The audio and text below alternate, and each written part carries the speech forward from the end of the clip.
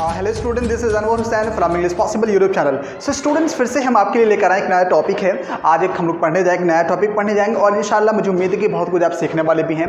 तो वीडियो के एंड तक जरूर बने रहना है। और अगर आप मेरे चैनल पर फर्स्ट टाइम आए यानी पहली बार आए, चैनल को जरूर सब्सक्राइब कर लीजिए, बेल आइकन को ऑल पर प्रेस करिए ताकि सारी की सारी वीडियो सबको टाइम टू टाइम मिलता रहे। और अगर आप में से कोई मेरा online English spoken classes join करना चाहता 6 मंथ के लिए, तो मुझे ये वाले नंबर पर जरूर कॉन्टेक्ट करें। बाकी सारी डिटेल्स आपको जल्द बता दी जाएगी। तो चलिए शुरू करते हैं आज का हमारा जो क्लास होगा। तो आपकी स्क्रीन पर देख सकते हैं आप लोग, लिखा हुआ है हैव टू। क्या लिखा हुआ है? Have to. I think already पहले इसके बारे में आप सुन चुके होंगे एक्चुअली हैव टू क्या होता है, ठीक है ना। तो हैव टू के बारे में हम लोग समझते हैं, डिटेल में समझते हैं। देखिए, हैव टू का इस्तेमाल सबसे पहले हम लोग करते हैं वो प्रेजेंट फॉर्म में करते हैं। कौन से फॉर्म में करते हैं? इनका जो टेंस होगा वो प्रेजेंट टेंस में होता है और इसका हिंदी जो होता है करना पड़ता है। क्या हिंदी होता है?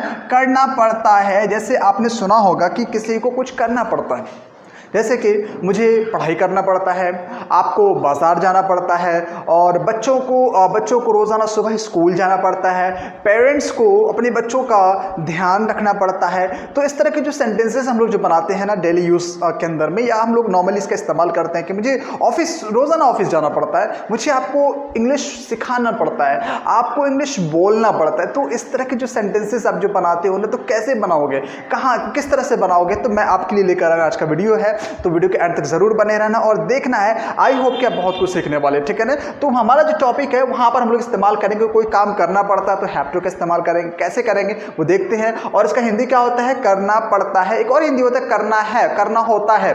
मुझे तो बस मुझे रोजाना आपको वीडियो बनाकर देना होता है, करना पड़ता है, मुझे देना है भी कह सकते हैं, मुझे जाना है यानी मुझे लेट हो रहा हूं तो मुझे जाना पड़ता है, मुझे रोजाना स्कूल जाना है। तो इस तरह के जो सेंटेंसेस बनाते हैं यानी किसी काम को आपको करना पड़ता है, तो आप वहां पर इस्तेमाल करेंगे हैव टू, यानी वो आपको करना ही पड़ता है, कंपलसरी है, वो आपके लिए जरूरी है। तो क्या इस्तेमाल करेंगे उसके लिए? हैव टू करेंगे प्रेजेंट फॉर्म में, या एक हमारा होता है हैज टू। तो फिलहाल हम लोग हैज टू की बात नहीं कर रहे हैं क्योंकि यहाँ पर हैज टू हम लोग इस्तेमाल अभी नहीं कर रहे हैं, यहाँ पर हमने सिर्फ हैव टू लिया है। तो हैज टू हम नेक्स्ट वीडियो में लेंगे, तो उसको जरूर आप देखिएगा।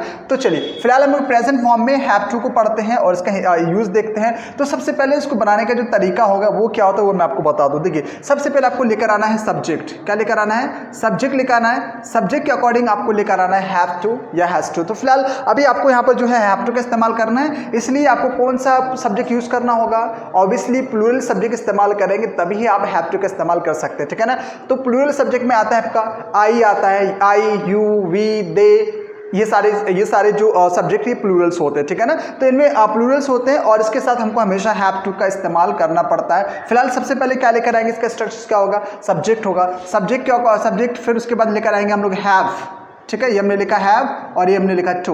हैव टू के बाद हमको लेकर लाना है वर्ब की फर्स्ट फॉर्म। कौन सी लेकर आनी है? कौन सी फॉर्म लानी है? वर्ब की V1 यानी वर्ब की फर्स्ट फॉर्म लेकर आनी है। और इसी तरह हमको ऑब्जेक्ट लेकर आना पड़ता है अगर इसमें कोई ऑब्जेक्ट है, यानी आपको जो काम करना पड़ता है, ठीक है ना। तो ये सेंटेंस आपका कंप्लीट है। Subject, have to, V1, object, that's it. और इसमें कुछ नहीं करना, ठीक है। अफर्मेटिव सेंटेंस हमारा। तो आपकी स्क्रीन पर देख सकते हैं, आपके लिखा हुआ एक सेंटेंस हमने लिखा है कि आई हैव टू। ये हमने लिखा है हैव टू, ठीक है ना। I have to learn English, ठीक है। मैंने क्या लिखा? I have to learn English, मतलब मैं हैव टू लर्न इंग्लिश, करना पड़ता है, सीखना पड़ता है English. I have to learn English, मुझे इंग्लिश सीखना पड़ता है। समझ में आ रहा है ना। आई हैव टू के बाद वर्ब की फर्स्ट फॉर्म लानी है। आई हैव टू लर्न, मुझे सीखना पड़ता है। क्या सीखना पड़ता है? इंग्लिश सीखना पड़ता है, ठीक है ना। आपने इंग्लिश को चेंज कर देना है, आपको कुछ और लेकर आना जो आपको सीखना पड़ता है, ठीक है ना। मुझे मैथ सीखना पड़ता है। आई हैव टू लर्न, सीखने के लिए लर्न इस्तेमाल करेंगे। आई हैव टू लर्न, आप यहाँ पर सब्जेक्ट चेंज कर दें, मैथ कर दीजिए आप, ठीक है ना। मुझे कुकिंग सीखना पड़ता है। I have to learn cooking, ठीक है। तो इस तरह के सेंटेंसेस आप क्या कर सकते हैं? बहुत सारे सेंटेंसेस आप बना सकते हैं। तो I have to learn English मतलब यहाँ पर हिंदी देख सकते हैं, मुझे इंग्लिश सीखना पड़ता है। समझ में आ रहा है ना। बहुत इजी कॉन्सेप्ट है, कुछ नहीं करना है। नेक्स्ट सेंटेंस देखते हैं हमारा क्या है कि अब लिखा हो आई के बाद है फिर से हैव टू, उसके बाद वरी का मतलब आपको मालूम है कि फिक्र करना होता है, किसी बात के लिए परवाह करना, फिक्र करना, सब आपने कहा सुना होगा। सो आई हैव टू वरी, मुझे फिक्र करना पड़ता है, मुझे परवाह करना पड़ता है अबाउट यू। अबाउट यू का मतलब होता है, अबाउट मतलब के बारे में, यू मतलब आप, तुम्हारे। तो हम लोग कह सकते हैं आई हैव टू वरी, मुझे फिक्र करना पड़ता है अबाउट यू, तुम्हारे बारे में। ठीक है, सपोज करिए कि हाँ, आप जैसे स्टूडेंट हैं और मेरा काम क्या है कि मुझे इंग्लिश सिखाना पड़ता है, so I have to teach. यहाँ पर मैं चेंज कर दूंगा, देखिएगा, I have to teach about you, sorry, I have to teach English, मुझे इंग्लिश सिखाना पड़ता है। ठीक है ना। सो इसी तरह जैसे कि मैं आपके बारे में मुझे फिक्र करना पड़ता है, I have to worry about you, कि आपको इंग्लिश सिखाना है। ठीक है ना। इस तरह के जो सेंटेंसेस हम लोग बोलते हैं कि मुझे कुछ करना पड़ता, तो बहुत सिंपल कॉन्सेप्ट है, आपको हैव टू यूज करना है। समझ में आ रहा है। वेल नेक्स्ट देखते हैं, तो मुझे तुम्हारी फिक्र करना पड़ता है, ये हम एक सेंटेंस हिंदी भी लिख दिया। नेक्स्ट सेंटेंस देखते हैं हमारा क्या है कि लिखा हुआ कि यू हैव टू, हमने सब्जेक्ट चेंज कर दिया, you have to speak English. ठीक है, फिर से देखिए, you have to speak, speak मतलब होता है बोलना, यू हैव टू स्पीक, आपको बोलना पड़ता है इंग्लिश, इंग्लिश बोलना पड़ता है, आपको इंग्लिश बोलना पड़ता है। समझ में आ रहा है ना। आपको you have to speak English, अगर आपको जो है तमिल बोलना पड़ता है, so you have to speak Tamil, Marathi बोलना पड़ता है, you have to speak Marathi, आपको हिंदी बोलना पड़ता है, you have to speak Hindi, आपको बंगाली बोलना पड़ता है, you have to speak Bengali. समझ में आ रहा है ना। तो हम लोग क्या करेंगे, स्पीक यानी जो चेंज कर, हमारा जो ऑब्जेक्ट होगा उसको हम लोग चेंज कर देंगे। सिंपल, बहुत आसान। क्या लिखा हुआ है, children have to obey their parents. क्या लिखा हुआ है, children have to obey their parents का मतलब क्या होगा, अब इसका हिंदी समझ लेते हैं। एक्चुअली चिल्ड्रन का मतलब आपको मालूम है, चिल्ड्रन का मतलब होता है बच्चे, और हैव टू यहाँ पर इस्तेमाल हुआ है किसी काम को करने के लिए, यानी कोई काम करना पड़ता तो हैव टू इस्तेमाल हमने किया। और हैव टू का ओबे, ओबे का मीनिंग जान लीजिए। ओबे का मतलब होता है आज्ञा का पालन करना, यानी सिंपली हम कह सकते हैं फर्माबरदारी करना, या हम कह सकते हैं बात मानना कह सकते हैं। ठीक है ना।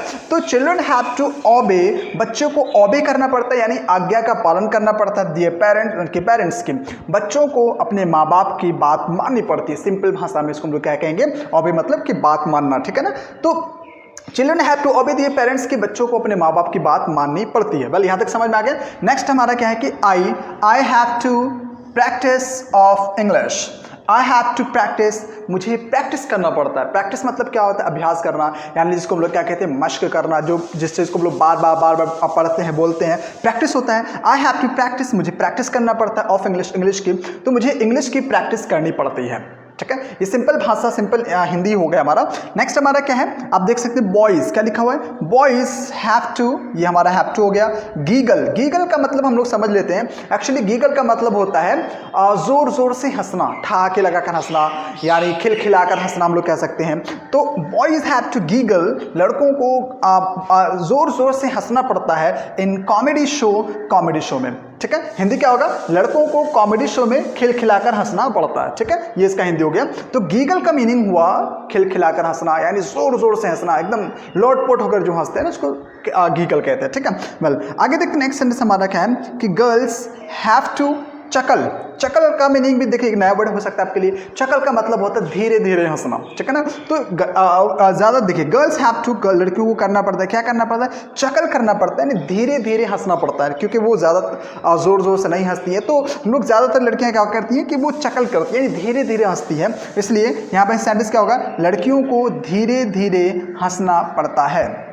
समझ में आ रहा है ना। तो गर्ल्स हैव टू चकल, लड़कियों को धीरे धीरे हंसना पड़ता है। आगे देखते नेक्स्ट सेंटेंस हमारा क्या होगा कि some parents have to forgive. Forgive का मतलब होता है माफ़ कर देना, पता होगा शायद। फॉरगिव का मतलब क्या होगा, माफ़ करना, किसी को माफ़ जो कर देते, कोई गलती करता है हम उसको माफ़ कर देते हैं, हमने उसको फॉरगिव कर दिया। ठीक है ना। तो some parents have to forgive their children, के कुछ पेरेंट्स को, कुछ माँ बाप को माफ़ करना पड़ता है अपने बच्चों को। कुछ माँ बाप को अपने बच्चों को माफ़ करना पड़ता है, तो कुछ माँ बाप को अपने बच्चों को माफ़ करना पड़ता है। ये इनका हिंदी हो गया। ठीक है ना। इंग्लिश एक बार देख लीजिए फिर से, some parents have to forgive their children, ये कुछ माँ बाप को अपने बच्चों को माफ़ करना पड़ता है। तो यहाँ पर कोई काम उसको बिल्कुल करना ही है ना, इसके अलावा कोई दूसरा रास्ता नहीं है, तो करना पड़ता है। ठीक है।